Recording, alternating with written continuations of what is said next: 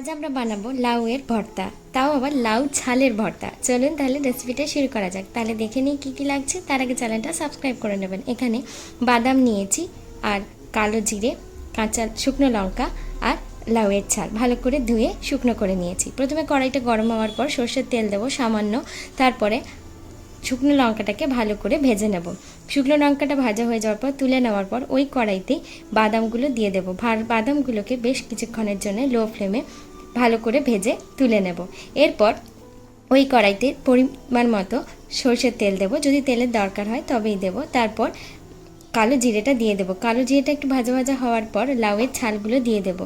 লাউয়ের ছালগুলোকে মিডিয়াম ফ্লেমে বেশ কিছুক্ষণের জন্য ভেজে নিতে হবে এবং নুন দিয়ে দেবো সামান্য পরিমাণে।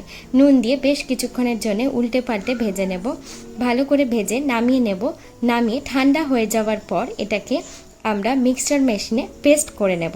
দেখুন এখানে প্রায় আমার ভাজা হয়ে গেছে। এরপর পেস্ট করে নেব আর বাদামটাকেও মিক্সচার মেশিন চালিয়ে নেব, তাহলে এটা গুঁড়ো হয়ে একদম মিহি হয়ে যাবে। এরপর একটা বাটিতে বাদাম গুঁড়োটা নিয়ে নেব।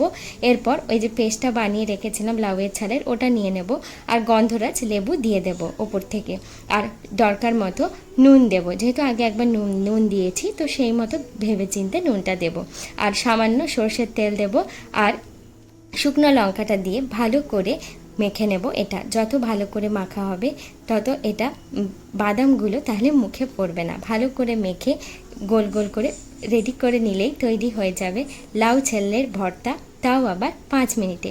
চ্যানেলটা সাবস্ক্রাইব করে নেবেন। আমি পারো, আপনারা দেখছেন পারো রান্নাঘর।